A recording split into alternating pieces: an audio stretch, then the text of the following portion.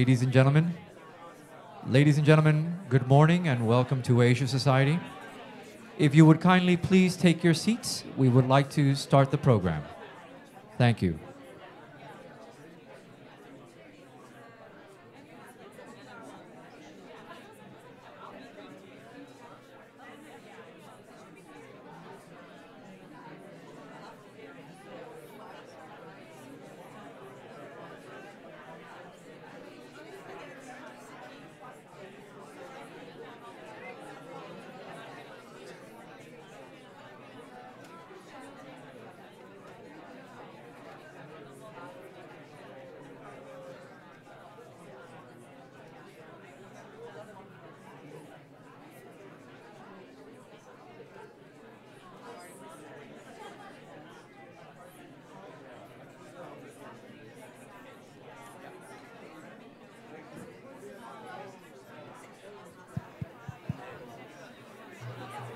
Ladies and gentlemen, please take your seats. We would like to start the program. Please take your seats.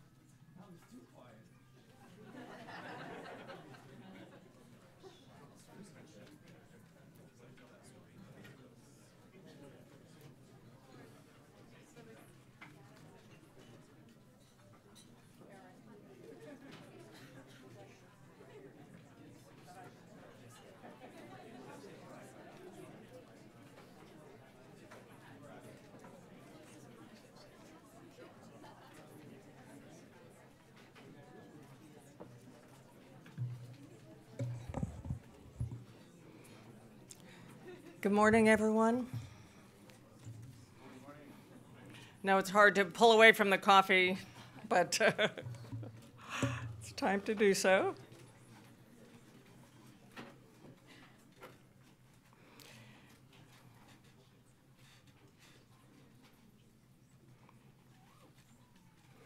As everyone's sitting down, hi, I'm Josette Sheeran. I'm President and CEO here at Asia Society.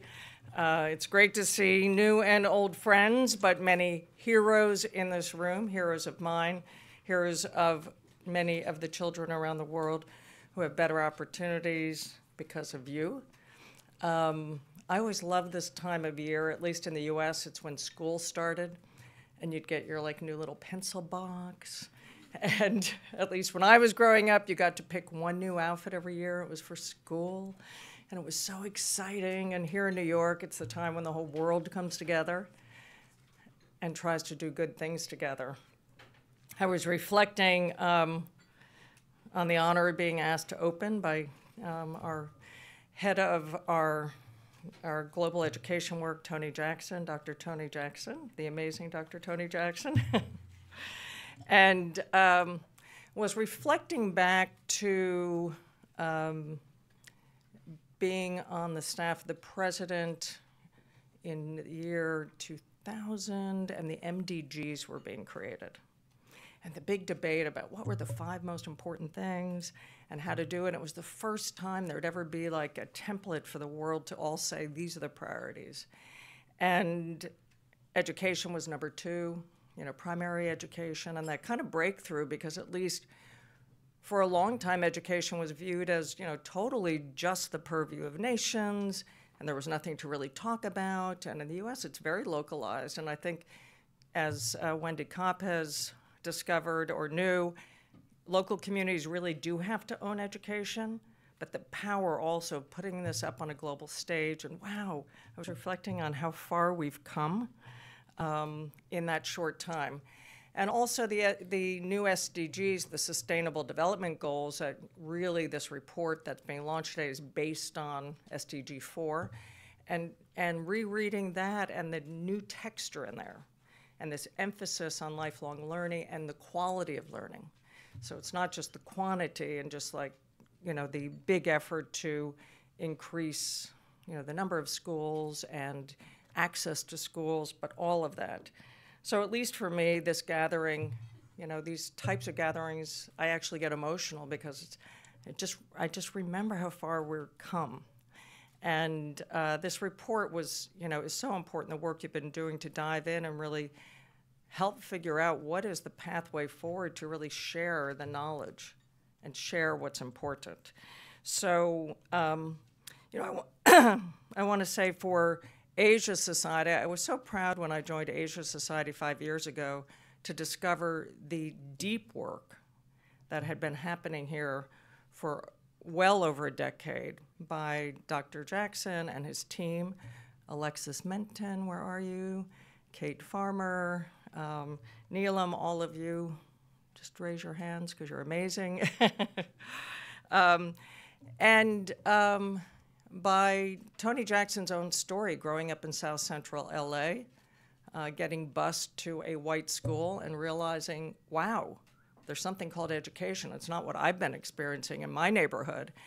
And deciding to devote his life to providing that kind of access to all children and the skills needed to succeed. And so his doctoral work at the University of Michigan in the late 80s, really looking at what are the core competencies. So I'm so proud of that work, but also the Global Cities Education Network that this institution had put together to say, what's the future of education? Let's connect with the most successful communities in the world in education, the Singapores and the Shanghais and Torontos and Switzerland, others that were pace setting, and share best practices.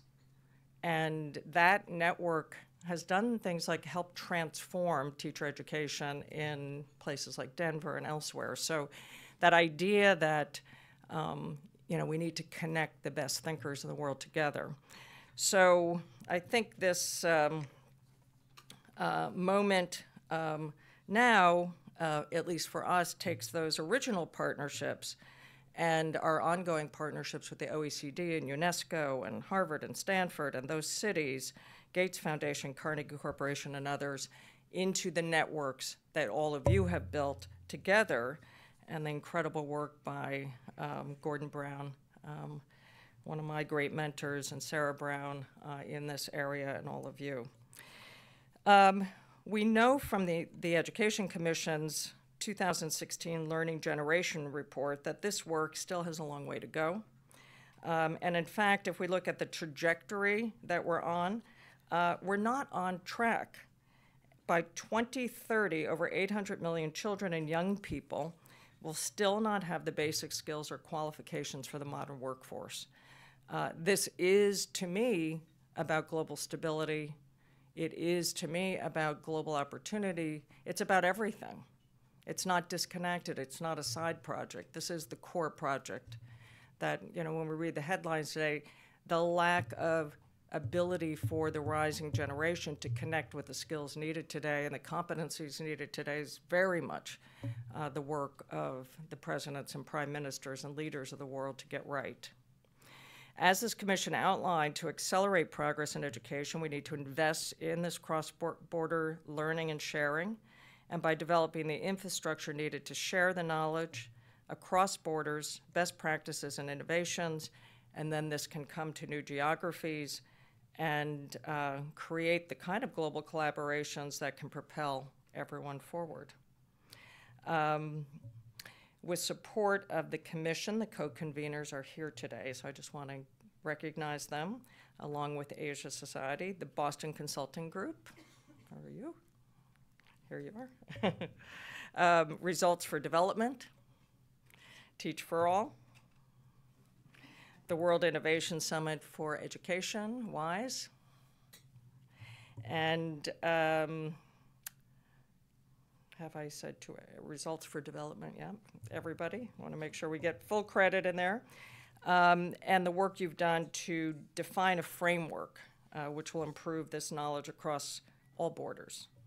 As a result, today we are launching a new report, Investing in Knowledge Sharing to Advance SDG 4, based on a consultative process that involved over 200 education stakeholders, including governments, bilateral and multilateral funders, UN institutions, foundations, and private and civil society organizations. Before we dive in, I'd like to extend a special welcome to the Education Commissioners in attendance and acknowledge their vision and leadership that's brought us here. So we have Juho Lee, there you are, welcome, who also serves on our advisory board for the Center for Global Education here. Bela Reza Amil, thank you, from Pakistan. And Amel Karbul, thank you. Also a special welcome to Manas Antoninas, how are you? From UNESCO, a great partner to all of us on this, and who's written extensively on this topic and provided significant feedback to the co-authors through a peer review. I'm sure the report's better thanks to your input.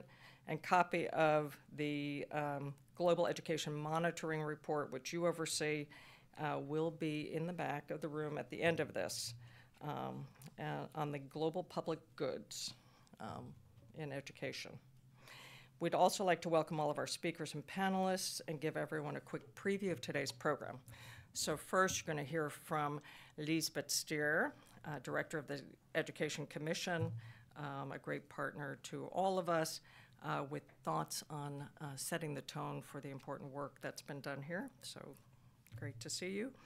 And then Lane McBride from the Boston Consulting Group will present an overview. And following that, the amazing Wendy Kopp will lead a panel discussion on the topic of knowledge sharing with Eliza Erickson from Omidyar Network, and also Rhonda Grub-Zakari from the board of the Global Partnership for Education, and Bela, who I introduced earlier, and Brody Vansley from BHP Foundation. And then Amel, who I introduced earlier, will offer closing remarks. And then, after the program concludes, join us for a continuation of the conversation over reception. And my thanks to all of you. I had an amazing discovery this morning. I wear a second hat as the UN Special Envoy for Haiti. I theoretically get paid $1 a year for that. I haven't seen it. You know, you spend a lot of time in a country like Haiti and you realize education is the missing link for transformation. Wendy was just telling me about the amazing work happening there. I love this revolution you're leading. I will be your supporter. I will ask for funders to back it because there's no more important work. And with that, Lisbeth, could you come and start us off?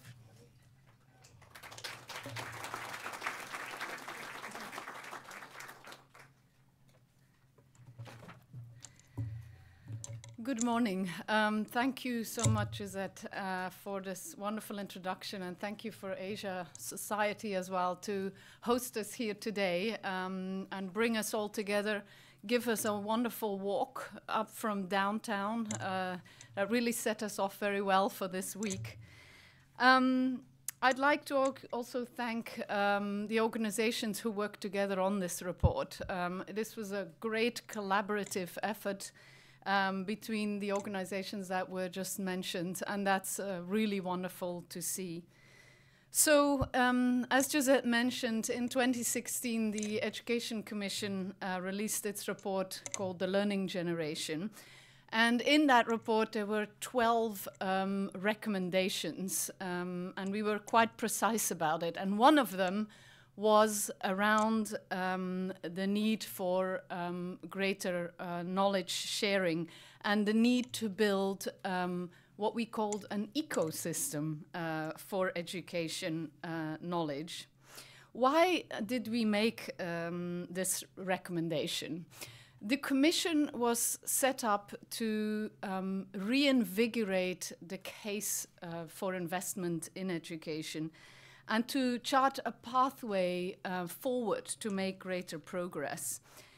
it was at a time when actually a lot of people were sort of checking out. In 2015, and UNESCO actually did a great job calling people out, saying, look, investment in education is actually falling. It was 6-7 years. Last year, luckily, we have a sort of re-entry of some of the donors, but it was a moment in time where we felt education was losing ground. A lot of other sectors, climate change, health, they were all out there convincing people that this was the most important topic. Now, the background research that we did for the Commission's report highlighted a critical lack of investment in global public goods and education. And this may be part of the reason why we were failing to make a successful case for investment in education, and why, despite great effort, we were left with half of the world's population not even ready to enter the workforce.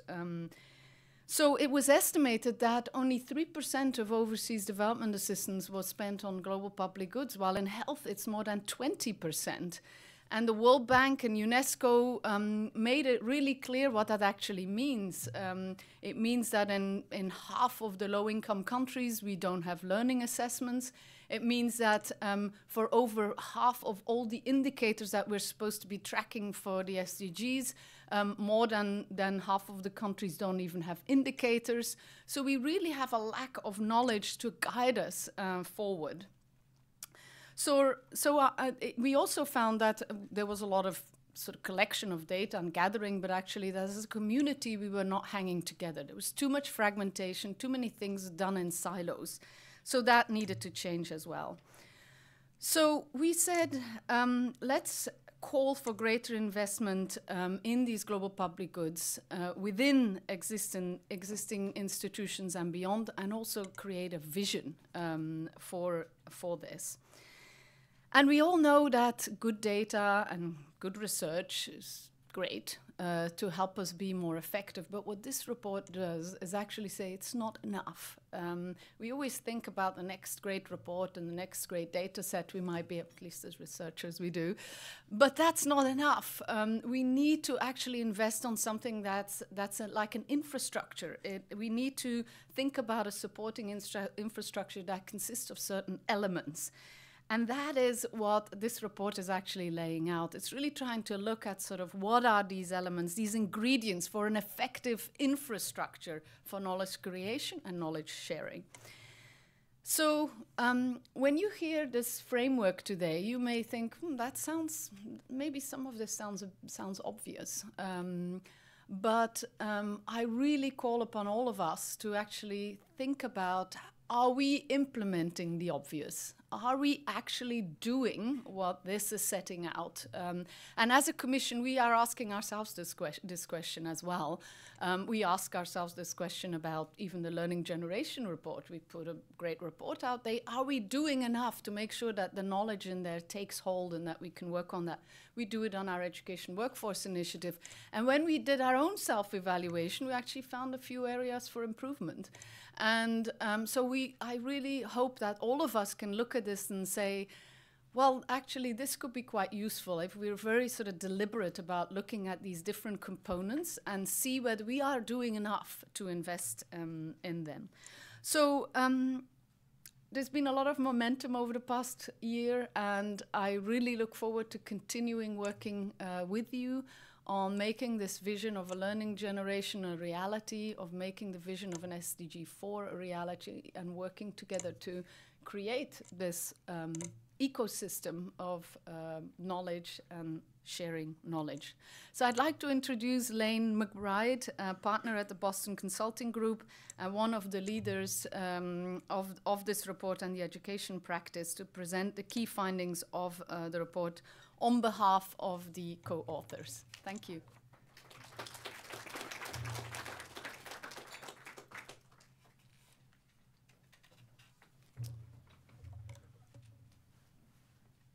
Okay. Good morning. So first of all, I'd like to thank Lisbeth and the Education Commissioners who are here and the Education Commission staff, obviously for the Learning Generation report and the inspiration. I mean, you've really teed this up beautifully in your introduction today, but also for your support and engagement over the past 16 months as this report has been developed. And the same actually to many others in this room who are familiar faces from the past months. So as Lisbeth said, there was a particular recommendation in the Learning Generation report that we refer back to. And it's this one here on the screen about a global ecosystem for cross-border learning and sharing. And really it was the whole aim of the past 16 months effort to take the research and that recommendation to the next step, to have additional engagement to get to the next level of depth. And Lisbeth also mentioned this. One of the data points that really animated this discussion for us, and for those of you who were here for our working session at Asia Society a year ago, we talked about this data point, was this one. 21% of ODA in health goes to global public goods, and the number is only 3% of a smaller pie in education. But we had to ask the critical question of, well, is there something different about health from education that actually explains this? Maybe this is how it should be. And part of that question was thinking about some of the most successful global public goods in health. Vaccines, insecticide-treated bed nets, and maybe it's true. Maybe there is not any equivalent of that in education. So we really challenged ourselves to look first outside of the education sector at where are there examples of global public goods that need to support complex behavioral change sustained over time. But we found some. So I'll speak to a couple of examples, which of course we go into more depth on in the report. So the first is the CGIAR. So as many of you know, CGIAR is a network of research for development centers in the agriculture sector. There are 15 of them. They're mostly in the global south. And some of the results that you hear most prominently for CGIAR are actually some that sound a little bit more like the vaccine side of the global public goods. Their work on crop productivity, for example, there's research that shows that they have a 9x return on their work over decades to make crop yields more productive. But they do a lot of other work too, and as we dug in, we found examples like the one from Bangladesh you can see about on the screen, where their work in policy and their work in economic development and agriculture communities has borne similarly substantial results. And that, we thought, maybe a better analog for many of the types of public goods, the types of knowledge exchange that we see in education. Another example that we looked at, that you also can read about in the report, is the Joint Learning Network. So this comes from the health sector. Started in 2010 with 6 countries participating. It's a network focused on moving in the direction of universal health coverage. And what we found, admittedly a bit more nascent than the long-standing results you see associated with something like vaccines, but very positive. So first of all, the growth from 6 to 30 countries participating. And we also found that the vast majority of those participating in the Joint Learning Network report that they're making changes in their countries as a direct result of being part of the network. So these examples give us really some hope and some reason to look into this more deeply. And so now I'll talk a little bit more about what we found within the education sector. As Lisbeth alluded to, this is the product of work over a series of 16, 17 months, over 200 stakeholder discussions, some working sessions that many of you have participated in, a review of existing literature, and really diving deep in some case studies, both within the education sector and outside. And so what did we find? Well, first of all, there's a lot of energy in the education sector around global public goods. There's a lot of belief, and there are a lot of emerging examples of global public goods that have had an impact and can have an impact. Lisbeth referred to some examples: globally comparable data, to tools that represent practices that were effective in one place and can be used in other places, to research that demonstrates interventions and programs that are having an impact. But almost as universally as we found enthusiasm and examples of global public goods that were making a difference or had the promise to make a difference were the cautionary tales. The data set that was meticulously collected and never used. The tool that seemed great when it was put together inside of a global organization, but was wholly impractical when it reached practitioners on the ground. The case studies that were written and sat in some back corner of the internet, vastly underappreciated.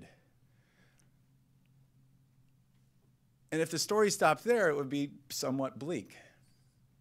But the examples that we heard that were more promising had a couple of additional components, and that creates the framework on the screen. So first was capacity development. When we heard about global public goods that were successful, we heard about them being accompanied by support, and this support could be provided by a local, national, regional, or global actor, support to contextualize it, to take it from one context to another, and to build the capacity of those at all levels who are needed to implement and use the public good for good in a new context. And then the other thing we heard about a lot was networks. Networks have several advantages vis-a-vis global public goods. One is that they can enable them to be customized. When you have a network that's engaged from early on, so they can enable the creation of a global public good that actually works in different local contexts. Another advantage is that after a global public good exists, networks can enable faster implementation at scale and can enable the concurrent learning by multiple geographies implementing something at the same time so that they can learn not only from their own experiences, but from each other. And so this model showed up again and again in slightly different forms in the more positive examples of global public goods that we found. And so now I'm going to talk about one example. And this example, so this is Education Commissioner Bela Raza Jamil's example. Her organization, ITA in Pakistan, has spearheaded this work. So I am not the expert on this. She is. And the good news is she'll be on the panel in just a minute and can talk more about it. But this is the example of Chala Parho Barho and out-of-school children in Pakistan. So in 2011, Pakistan had over 12 million out-of-school children, largest rate in South Asia. And what you might expect would happen, and what happens in many examples in the education sector, is that Bela and her team may have created something new to address this challenge. But that's not exactly what they did. Through informal networks, they knew of some tools, some best practices that were being used by Pratham in India, including teaching at the right level, pedagogy, and the ASER citizen-led assessments that were particularly effective in helping to reach out-of-school children and bring them back to school and accelerate their learning. And so they brought those to Pakistan. But they didn't just bring some sort of document or case study, some sort of written thing. They also had support, capacity development support from Pratham. Pratham trainers coming directly to Pakistan to work with CPB to train and build capacity in the country, and to also help them adapt the programs from India to a version that would work in their local context. And this work had some substantial success. So about 83% of out-of-school children who participated in this program were successfully reintegrated into school. And 100% of the at-risk children who were still in school who participated in the program stayed in school and had their learning outcomes improved. And the story doesn't even end there. Based on the success in both India and Pakistan, the People's Action for Learning Network was created, and now that there are stakeholders in 14 countries around the world implementing similar programs, so that Bela and her team at ITA not only have benefited from knowledge exchange, but they're also contributing to it, contributing back to the work in India and contributing to the work across the 14 countries. And so this is really, I mean, it's a textbook example of what we're talking about in the integration of these three pieces. So one thing that we do in the report, which you can read, is the case studies. Another thing that we tried to do, like Lisbeth mentioned, is to pull back from specific examples and also to pull from existing research and come up with a set of criteria that would describe what effective knowledge sharing in education looks like. And I won't go through all of them now. There are 14. I'll just highlight a few. You can see a page that looks like this in the report. I'll highlight a few. So the first category of criteria looks at effective knowledge sharing investments overall, and I'll point out criterion 1A. this is really the main idea of the report. Effective knowledge sharing investments integrate global public goods, capacity development, and networks.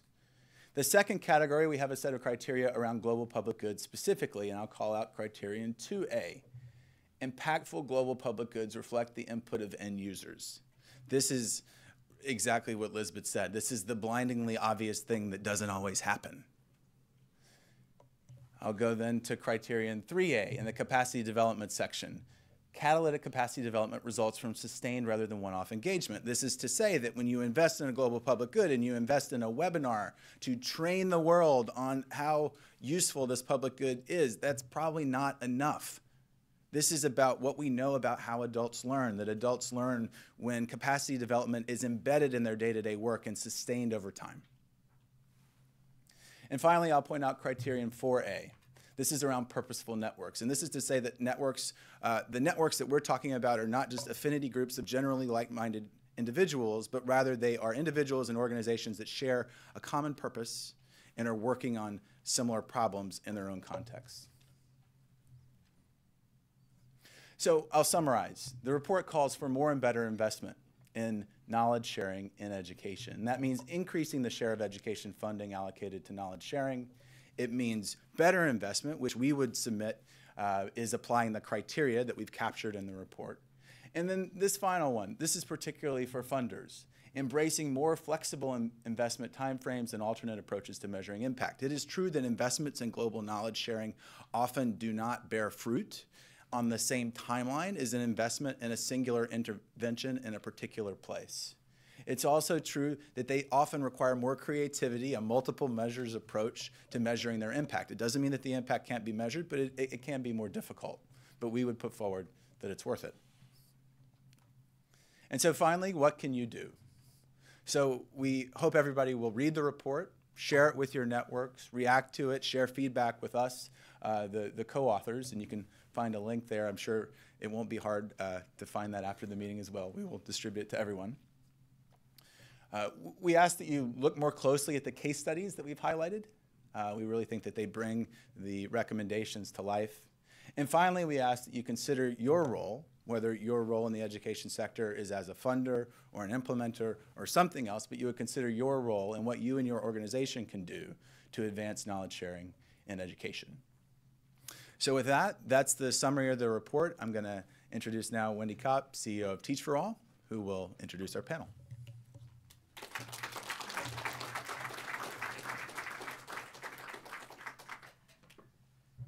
Thank you so much, Lane, for your presentation and for BCG's incredible sustained investment in this over the last 16 months.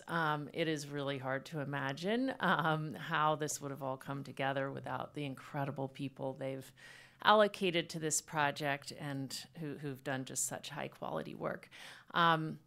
I'll say a couple of things to get us started, but I'm going to invite our panelists to go ahead and join while I do this. We at Teach for All have been so energized by this topic because we've seen through our own work how little investment and activity is designed to enable local leaders in education to actually learn from each other across borders. And at the same time, we've seen how much it does to accelerate progress when local leaders do have that chance. So it's been just, really energizing to be part of this process, and we're just so grateful for the chance to have been able to learn from so many stakeholders as these last months have progressed. One of my most inspiring moments and memories of the process was being here actually in this room at Asia Society at a previous convening on this topic and hearing Peter Senge from MIT, who's really known around the world for his systems change work, offer his kind of implicit endorsement and help us bring the vision to life. He was commenting on our use of the word infrastructure and said, the classic image and meaning of infrastructure is roads and highways, telephone lines and cell towers. Learning infrastructure, or what we call in this report knowledge sharing infrastructure, is analogous to that. Public investments that can actually enable learning. So I'm just really excited that with this report, we're one step closer to such a kind of global knowledge sharing infrastructure in education. So I'm excited about this panel, and we'll just briefly introduce each panelist. I'll stick here for a minute because I'm not sure about the mic situation. So first of all, Eliza Erickson is an investment partner at the Omidyar Network, where she leads the firm's global strategy and investments in education technology and oversees education investments in Latin America. Rhonda Grab-Zachary represents private foundations on the board of the Global Partnership for Education and chairs its strategy committee, and is also a member of the Education Investment Committee at Porticus, where she previously led their work in education. Baela Raza Jamil is an education commissioner, as you heard, and the CEO of ITA, which is the Center for Education and Consciousness in Pakistan. And Brody Van Sleeve is the Director of Education at the BHP Foundation and also directs their investments for the North America portfolio. So let me see if I can transition here. Is this still working? Yeah, I think so. How about that? So let me ask you to get us started, Rhonda, since you've been so involved in this effort over the last year. And I'm wondering if you could speak a bit to how the process, which we tried to make as inclusive and iterative as possible, has contributed to the findings themselves. And maybe just particularly interested in how you've seen this kind of advocacy effort evolve and how it relates to other things that you've been involved in as well.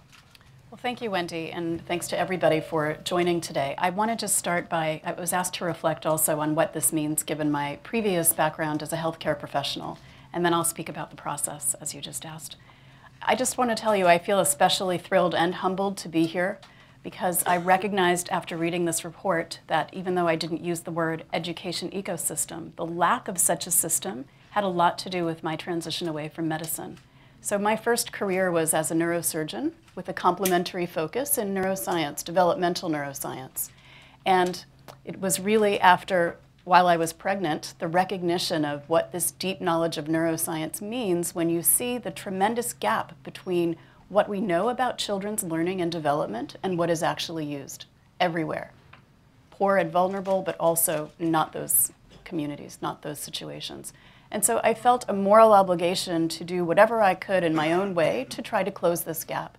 And when I changed to education, when I made that shift, even though again I did not use these words ecosystem, the two biggest differences I noticed compared to health was one, the lack of knowledge in the sector. Ironically, given that we're an education sector, a tremendous amount of data and a growing amount of data and investments increasing, but very little investment both with finance and with mind share, to actually translating data into knowledge for the sector. And the second significant gap was exactly these systems and infrastructures in order to systematize the sharing and have it less sporadic and opportunistic. So I'm very thrilled to see this report. It is a step along the way, but I wanted to acknowledge that this is an important part of also identifying why things have not moved ahead in education compared to health. And so that's why I was very, very happy to be part of this process from the beginning. But I do want to be transparent in saying that it had its bumps along the way. And I think that's why it is now where it is. It's very strong. It's very reflective of an inclusive process. There were some moments where some groups said, this sounds interesting, but I don't see the way we're working yet reflected there. Or there are other groups who are active in certain pockets of these activities. They're not reflected yet. And the team was not at all saying this is the way it is and sorry for you. They were very, very interested in understanding how to strengthen the participation process. So inclusiveness was one key thing. Second was adaptive, not only with who was involved, but in the purpose and meaning of the report. I don't think that you would have thought today the key elements that are there. I don't think you would have predicted those at the start, and that's a good sign that the process has been adaptive and iterative. And I think finally the last comment about the process was being integrative. And I don't just mean integral, I mean integrative, that you were very cautious, exactly following the principles of working with what is already there and not only adding new layers and increasing to the fragmentation. You were very cautious to build on what is there, to acknowledge and leverage the existing investments, the existing attention and actors, even if they are fragmented. That was your purpose. So if I look at that process and I look at the outcome today, I think it reflects this very earnest effort to be inclusive, adaptive, and integrative. You asked me lastly to comment on other efforts. There's no way in this few minutes here together we can do justice to all the work that many people in the room are contributing to and beyond. But given my role with the Global Partnership, you asked me to comment specifically on KICS, and I'd like to share how that aims to work on increasing quality and not only quantity of data. So KICS stands for the Knowledge and Innovation Exchange, and it is not developed yet. It is a new mechanism, a new way of working within the Global Partnership for Education, which is still in development, not the GPE, but KICS. I'll explain KICS in a moment. For those who might not be familiar with Global Partnership, let me just explain that it is an international organization which is supported by a very broad partnership globally that is committed to strengthening the national education sector planning and implementation of the poorest countries. Through that work, it reaches a very high level of systems transformation. Anyone who'd like to hear more about that afterward, please come up and feel free to discuss that. I wanted you to know that platform before I describe KICS. KICS is it has grown out of an increased desire from the developing country partners specifically. So it is locally demanded. That's a very important, significant factor in its development. To increase knowledge sharing across countries. So again, locally demanded, sharing across, and for what purpose? Specifically for the purpose of strengthening these national sector plans and implementation. So in this way, you see a heightened relevance, a heightened focus on critical issues important to the local improvement agenda, and you see also very significant, the plan, the design for it, significant increase in investment for capacity building and network strengthening. So in that way, what you are laying out is very much not just in line, but complementary and enhancing the kind of principles that KICS seeks to put forward. Again, this is in development, and the timeline for this is to complete the development between now and the beginning of 2019, and to have it launched in early next year. Perfect. Thank you so much, Rhonda, for all that context. Viola, as Lane presented, Chalo Parho Barho is such an incredible model for everything we're talking about. And I thought it would be good, I mean, he shared a bit more about how knowledge sharing enabled the impact in Pakistan, but I wonder if you might share more about kind of the role you then played through the People's Action for Learning Network in sharing that knowledge with other countries, and kind of what techniques were effective, what enabled that.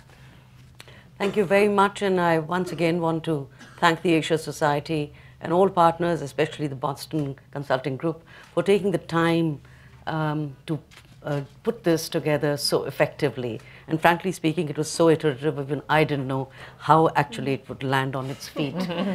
So great job done. I just wanted to say, you know, it's a real honor to be part of the making of the global ecosystem for education. No matter how many hats I wear, they all land in the same spot. Are children learning? How do we know that they're learning, and what can we do about them? And I think that it was that which has been bothering me since I was 4 years old. And so it has persisted. So the persistence was very important. And to be able to cross boundaries was very important. So in 2006, when we said in Pakistan, we knew things were not right and wanted to go across and, you know, forget the politics of things. We said, we know we belong to this space and we need to cross borders. It didn't take much really to find out what was happening next door in India on assessments. And that was being done through citizens that we could find out more about, and to be able to replicate it if it makes sense, because the soil is the same. The people are the same. And we found that it wasn't really difficult, but it needed people to believe in it, not just Bela Raza Jamil believing in it, but many more believing in it. And amazingly, the response was great too. But there was a fear that, well, are we only, and there was a critic, I mean, lots of critics around, to say, are you only involved with measurement and assessment? So what? So many diagnostics have been done. Where's the action? And of course, we ourselves were concerned about where the action was. Until, you know, we started exploring a bit more, the relationship grew. And if you can consider it as a kind of a pyramid, we were at the top end you know, not the most effective end, but just two people, one organization from here, one from India, bothering each other and saying, okay, what can be done? And that two went into 4 organizations because East Africa came.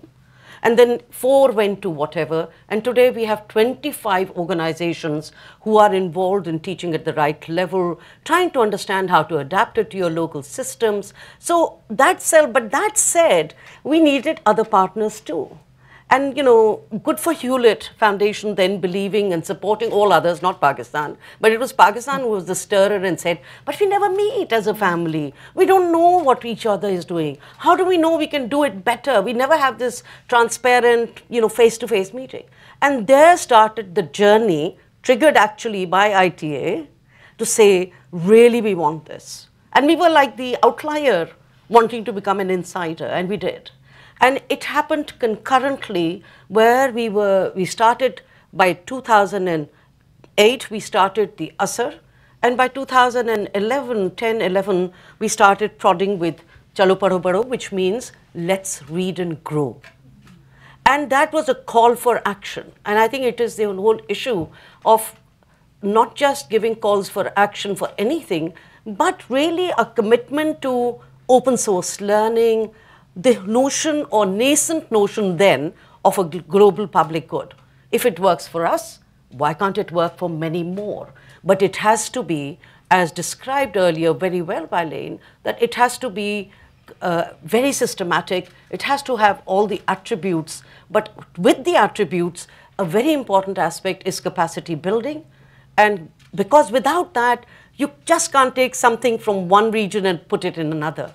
You need to look at how to adjust to local context, but more importantly, to address many complex stakeholders who are trying to challenge you whether this will work with our SLOs, our national curriculum, our standards, our competencies. And so you're constantly having to see that alignment. Now, that alignment is important, other than what has been so eloquently described earlier in this panel, that the alignment part is important because at the end of the day, you want to have many more believers. And with the many more believers come the issue of networks that will matter.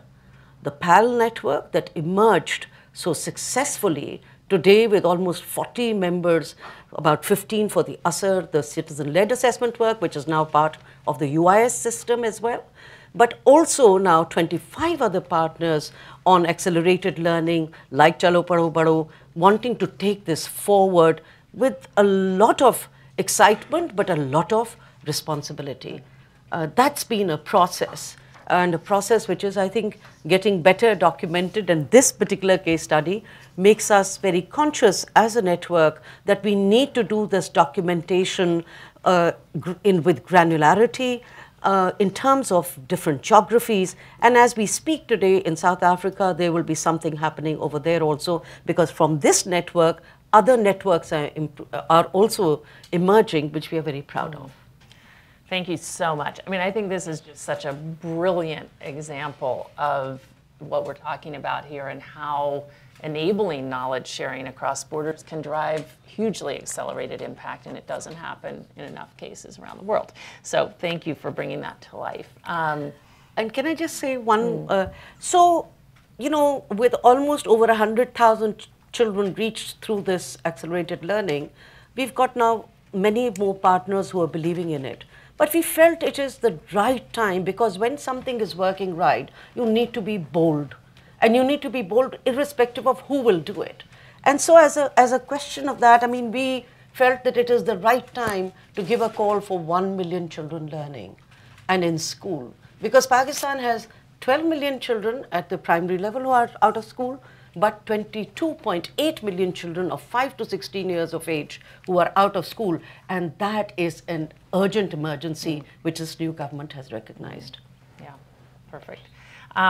Eliza, we included a case study on the Omidyar network, just given you all's approach. So while most of your investment is local, you've complemented it with some investments in the global knowledge infrastructure to accelerate the local progress. And I wonder if you can share a bit more about I guess, how your investment strategy integrates this kind of knowledge sharing with your local investments, and maybe just give us an example of your strategy. Absolutely. It's a pleasure to be here, and I'd really like to congratulate the authors and partners on the report, really by challenging the current model of funding in education and putting forth quite a different theory of change, which I think is the right one, and kind of calling out an elephant in the room, which is the comparison of the disproportionately low investments in sort of infrastructure and knowledge sharing, which we've come to learn are essential. So I'll give maybe an example or two.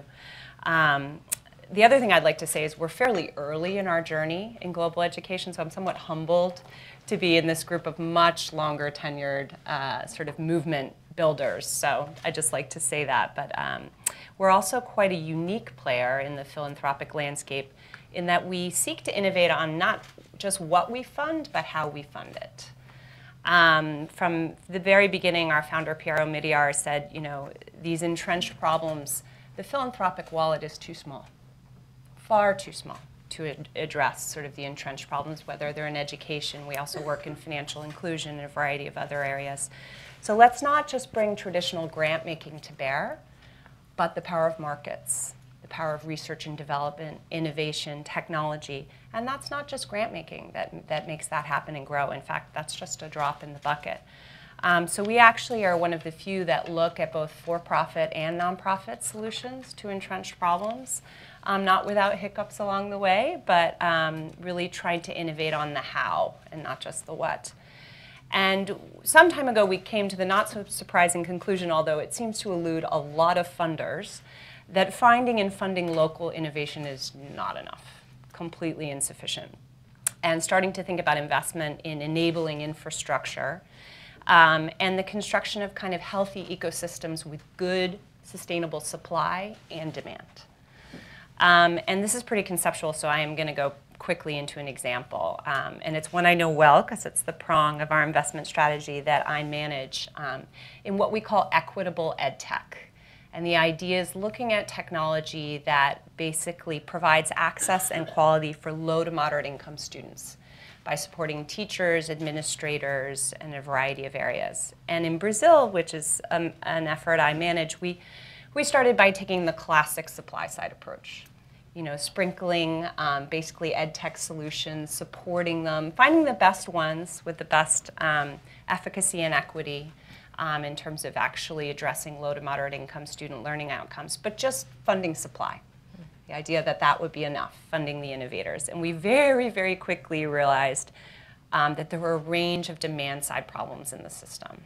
Lack of procurement channels within government for buying software. Lack of standardized curriculum for scaling technology and curriculum. Lack of evidence that needed to be used by public sector buyers. And pretty common across all the kind of ecosystems we engage in. They're usually quite challenged on the demand side. And so we did two things, which I think illustrate some of the criteria in the report.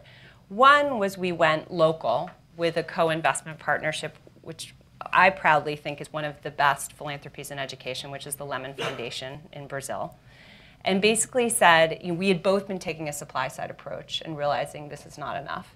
So it said, let's join together.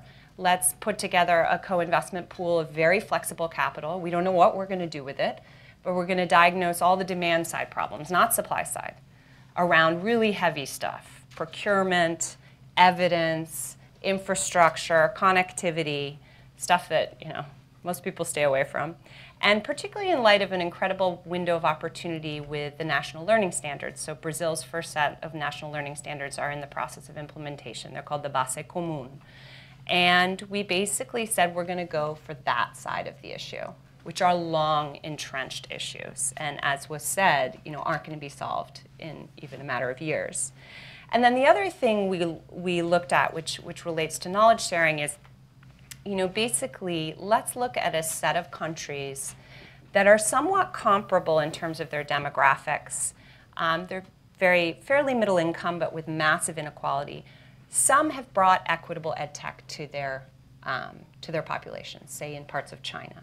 Others have not.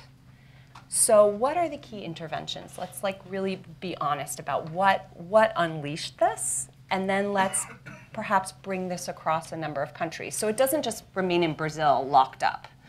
And so that we're sponsoring a study around edtech ecosystems. And it particularly takes an ecosystem approach. And we sort of asked the World Bank and a bunch of people, like, has this ever been done? They said holistically, no.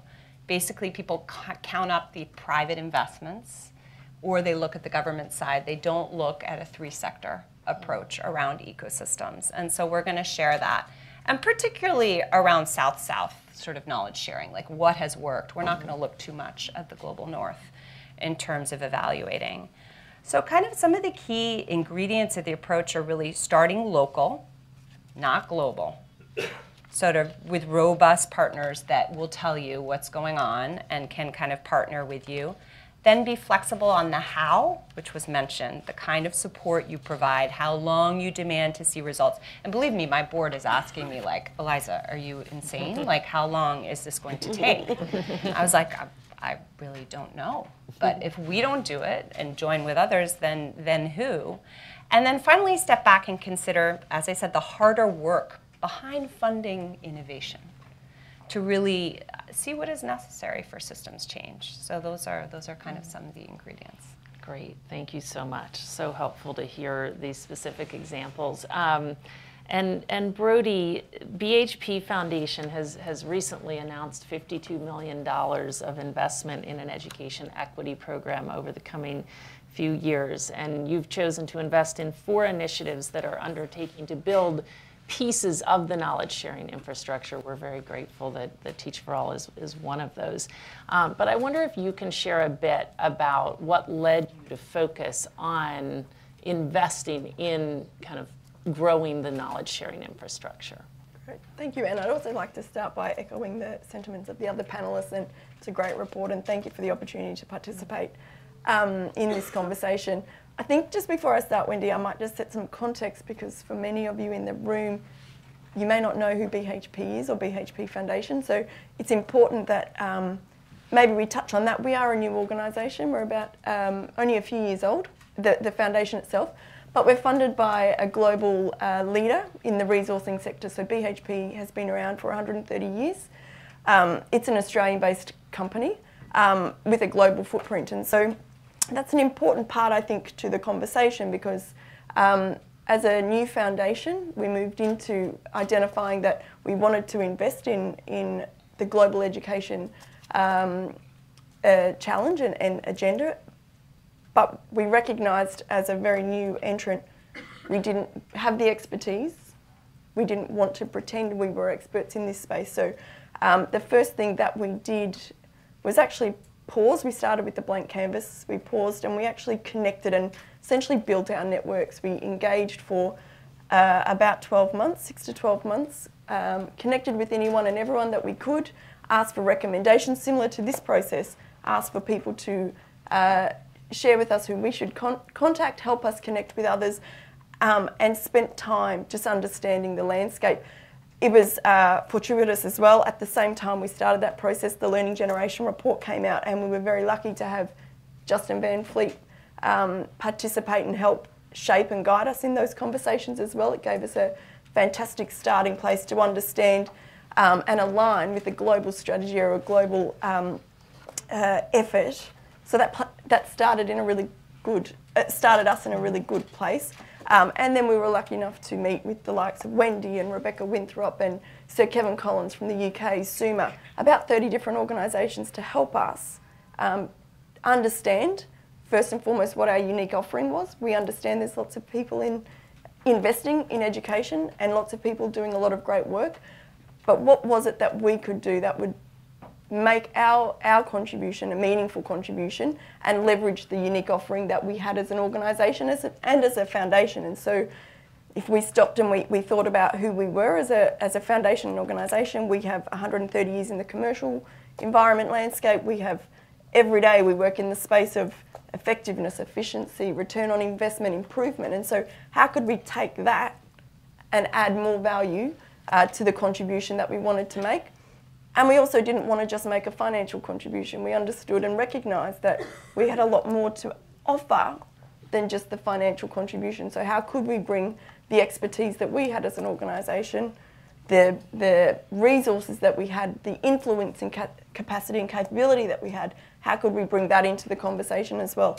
And so we were really lucky that we had a number of people help us shape our strategy. So from the very early stages, we actually co-developed a strategy that was relevant, that focused on the global effort and how we could, if we look at finding 3, more and better, that was at the heart and soul of what our strategy is about. How do we get better out of what we're doing already, and how do we unlock the opportunity with our partners, or with the network, the purposeful network that we'd created? How do we unlock that in doing better with what we had at our disposal? Because sometimes the money is, not status quo, but what we have is what we have, but how can we get more out of that? And so we've made a really significant effort in focusing and keeping grounded in, No, you're good. In the better. How do we continue to accelerate progress by leveraging and building our network and looking at collective action? And so that hasn't been a static process. We continue to engage with the Education Commission every year. Justin's fantastic and continues to provide insight and keep us across what's going on in the global context, how it's changing. And then our network, so with Wendy and Brookings and Rebecca and UN Women and the Education Endowment Foundation, together that network is not just our small network, but the network of each of those organisations as well, in helping create and share knowledge globally. And that's where our effort is focused on. Perfect. Thank you, Brodie. Well, we had envisioned a very robust discussion that would dive into the complex details of how to actually live into this vision. But given where we are, looking at the clock and knowing how many other things people need to run with, I'm going to skip that and ask one final question that I'm hoping you'll each comment on in kind of giving us your last thoughts. So a question that we have received constantly, and I've already received several times this morning, is what comes next? And Lane offered some thoughts on that in his presentation. I think the premise of this project and of the report is that we all have to do our part if we're going to actually advance this vision. That this isn't about a single organization, it's not about a single funding campaign, it's really about all of the actors in the broader ecosystem asking themselves, what more can we do? How should the fact that having such an infrastructure would so greatly accelerate progress influence the daily choices we're making? So with that in mind, I'll just ask the panelists, from your perspective, what is the most important thing that the policymakers and donors and practitioners can do tomorrow to advance the knowledge sharing infrastructure? Who would like to start? We don't have to go in order. Doesn't matter. I'll start. Yeah. And I'd like to speak to private philanthropies as our peers. And it comes straight from what I was saying before. I think there's this preference, I think, to think about your donations in isolation from everything else that's going on, which is really a pity and sounds bizarre, but it is the case. And sort of, I would say to other funders, think about the environment in which you're funding. There's such a predilection for, investing in operators, in isolation. But think about the connective tissue around you, because if that's a disabling environment, not only is your project not going to succeed, the systems change you aspire to is never going to succeed. And I understand it's, often people say to us, well, you guys have the luxury of like the entire toolkit. And I it's a great privilege, and I know it's not often replicable or scalable, but think about what you can do within the environment rather than funding individual innovation, because I can guarantee you that your individual innovation is not going to make much impact unless you think about the context around it. So it's just really shifting a mind frame and a mindset for investment and funding, and that's what I would suggest people do. So the call for, I think, global public goods has been made successfully, and I'm so honored that being a commissioner in the Education Commission, the Learning Generation said it. Global Education Monitoring Report said it again. And now we have this report. Now, the question is, again, to be asked for funders, for government, for many stakeholders, are we really investing it right? Keeping in mind the impact that has been shown from what are seen in the criteria of the global public goods. Are we investing with the right partners and networks, really, that are so critical, that are out there, and I think have a mark, and the footprint, can be seen that it is evolving and is likely to expand with those kind of partnerships. And the third aspect is that how do we know that it is right? How do we know whether we are iteratively measuring, refining? Because whatever the innovation is, its great robustness is only when it grows and evolves. And do we see those aspects in that evolution of that innovation, whether it is really growing, whether it is taking advantage not just of the local traditional, which is very critical, the oral, but also of new technologies which really make things go leapfrog. And the kind of work that we are all looking for is, how do we ramp up? How do we look at scale? Because without that, really, we've not got it right. And really, the time is running out. So I think those are like three big things. And even if, like we've made this call for 1 million out of school children learning and in school, it is important to be able to be ambitious, to have those calls, and to think in terms of partnerships for making that happen. It's not about one actor. I think from a funder's perspective, I know in our experience, a lot of effort and a lot of time is put into resources into evaluation, but I would also ask and suggest that when we look at designing our programs and our projects, and for the implementing partners as well to start pushing forward in this as well, is to set up space, resources, money, financing this up front in our designs to have the space to do this, because it will take time for that shift and for people to start to for us to get comfortable that this is critically important, just like evaluation and just like measuring what we're doing up front. I think that's the one thing we can do.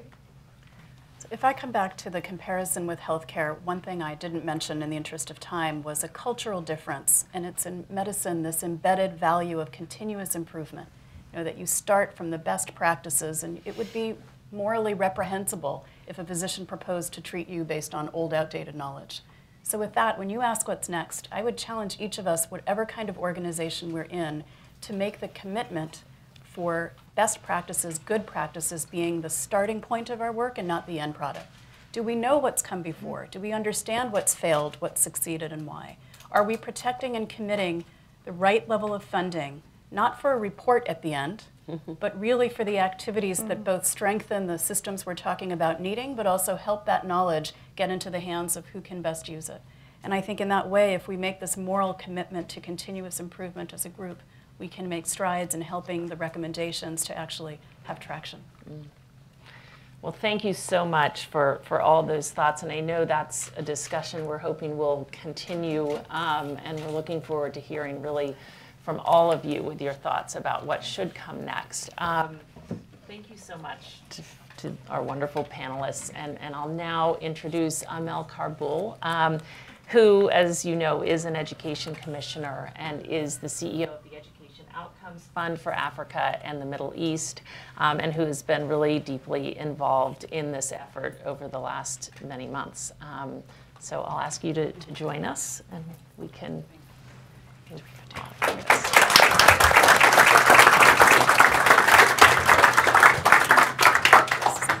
Yeah, thank you very much, everyone. I know I'm standing between you and your next UNGA meeting, so I'm going to try to be very, very brief. As a personal reflection, I have to say I've been quite tough to the team here over the months and kind of always asking at the beginning. I didn't get it. I didn't get it for months and months, and I was like, what is this? Is this an institution? Is this an advocacy effort? What is this? What is this? And what was great is that the team embraced the complexity of it, did listen, every time, and every time the next iteration I felt like was better than the one before, and the result is great, and the result is something I would have never expected to happen. So it's been like a privilege to be part of knowledge creation, embracing complexity and all the challenges from everyone, and taking them. Because one thing that I think, so the process of this report is actually a mirror of our education ecosystem. Because on one side, we are very strong in our diversity. There are hundreds and thousands of organizations and people out there who care about children learning and work for it. But the strength can also be overused. I had the chance like a few years ago to do a 360-degree leadership feedback. And you know, normally they focus on strengths and weaknesses, or more politically correct, areas of development. But we used a tool called LVI, and that has something unique, which was called strengths overused. So that actually sometimes your strength can be overused and become a weakness. And I think in the education ecosystem, we may have overused sometimes our diversity to become fragmented, to become very territorial, and sometimes more like shooting at each other's progress than actually accepting that what we're trying to do sometimes is imperfect, you know, and that we have to embrace these imperfect projects. And whoever stands up and tries to do something, to support them with all the imperfection, and even if they don't match our own agenda to 100%, but keeping that bigger goal in mind of children learning. So I was supposed to do kind of an interactive session, and I think I have to push it to the small time we have at reception. I would like to reiterate Lisbeth's message that actually the work does not end here, the work starts here. I was, in all honesty, I was tempted to think, have we failed? You know, like, have we failed not to be able, out of this work, to have a big check of someone writing it to create an organization like CGIAR or GLN for Health? But Wendy, in her constant optimism, you know, I'm driven by dissatisfaction. She's driven by optimism, so we are a good team. You know, like, she's like, no, we haven't failed. This is maybe the building, the foundation for us to be able to go out there, all of us, with a common, you know, agenda about, you know, public goods, network, and capacity building, and have a better language maybe to get that funding for one day, to have such an institution that can support all of us. So I invite you to think about your role, your organization, and your work in two areas. One is helping us to keep this momentum, you know, helping us to keep the ecosystem in mind and see how can we support it, but also like in your own funding and your own programs. And we have taken this as EOF as a homework now to do the, you know, to take this model as a key model for our knowledge sharing, and push the diversity that we found. The answer will probably never be a single entity, especially if you look at all the other SDGs. I was privileged yesterday to be invited by the Rockefeller Foundation to take part in the 17 rooms, and few people are here who were with us yesterday. And interestingly, like at the end of the conversation where, you know, like 17 SDGs have been discussing about how can we move the needle the next year and what could be prominent, almost everyone, I think with the exception of climate change, said like, okay, we are not in the global discussion. Global leaders are not talking about us. So I left the meeting thinking like, if global leaders don't talk about the 17 SDGs, what are they actually talking about? But that's, you know, that's something else. But there was a sense in our education room, sometimes a bit of hopelessness, and that global leaders sometimes don't embrace education in the global agenda and like to leave it as a kind of a national or regional problem, because maybe we don't believe it's doable enough. Maybe we don't know how is it doable enough. So I think one big message that this can help us bring, yes, the learning crisis is massive. Half of the world children may be failing to learn, but it is doable. And I think doable not in terms of asking all the other SDGs to help us, to invest in us, but doable in terms of showing them that without education they won't achieve their goals. Take climate change, and we've discussed this yesterday. If we wanted to achieve climate change goals, we have to educate everyone about climate change. If you want to educate everyone about climate change, you need a curriculum, you need teachers, you need an ecosystem, you need all these kind of things. So engaging the other SDGs, also broadening this in not telling them help us, but telling them, hey, how can we help you? And by that, engaging them to be part of this ecosystem. So thank you, everyone. I know this week is going to be crazy insane for all of us. Definitely, I mean, my first speaking this afternoon at Brookings, I'm going to take the report and make a lot of advertisement for it. And I hope every one of us will do a lot of this week. And I hope that at the reception, you will not only catch up with friends, but have the conversation of how can our organization drive this agenda forward. Thank you very much.